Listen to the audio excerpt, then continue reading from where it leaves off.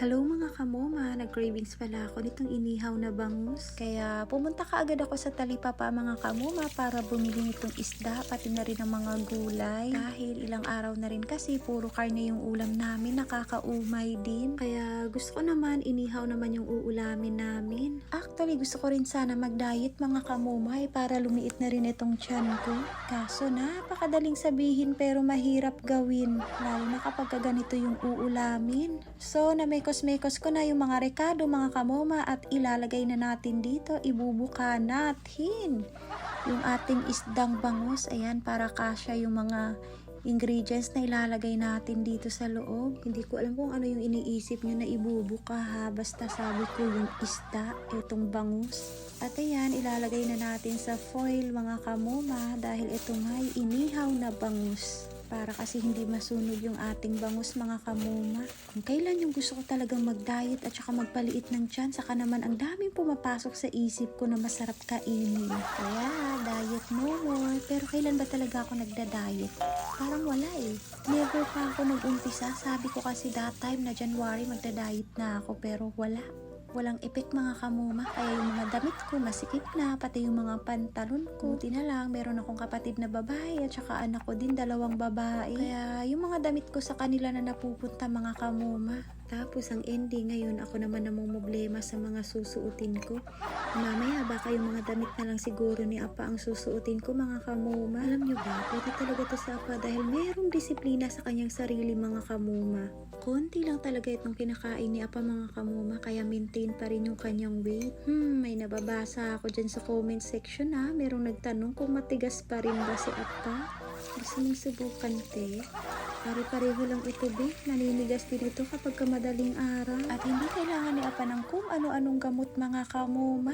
Dahil natural lang talaga itong kay Apa, charot. Ay, nani, agot ng tasadering istorya, no? Kamog yun ba? O ayan, alam ko, may magtatanong na naman kung nagbukas ba yung kuweba. Sabi ko nga sa inyo, sarado pa. Naghihintay pa ako ng pampadulas mga kamoma. Buti pa itong si Badiday, sobrang sarap ng kanyang tulog. At saka si Uncle Fifi. Ay, isturbo na naman to sa hating gabi kung kailan matutulog na ang moma. At itong anak kong suplado naman ang mana sa kanyang Apa.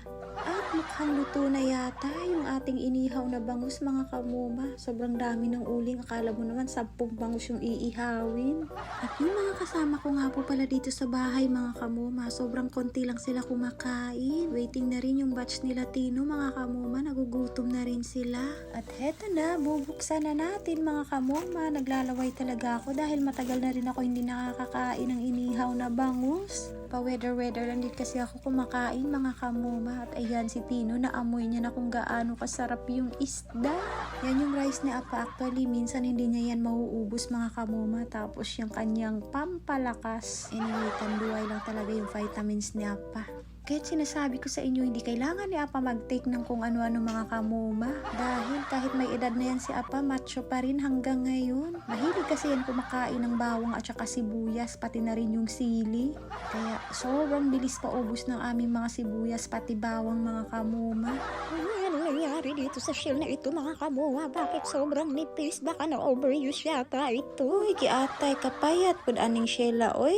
Kaya tinanong ko sa Apa kung nasarapan ba siya dyan sa payat na shell mga kamumay. Muntik na ako magalit. Dahil nasarapan daw siya dyan sa shell na kinakain niya. Tingnan nyo, nag-thumbs up pa. O diba? Sagpaon dito karon dong. Yeah, best in okra dyan ang inyong inahan mga kamumas. Mahilig talaga kasi ako sa gulay mga kamuma.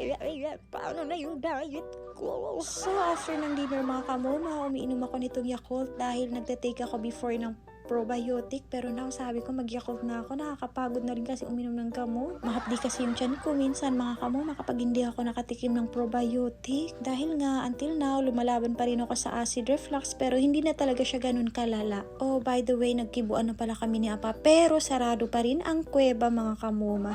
Si Kuya Blacky gutom na talaga oh. Hanggang dito na muna.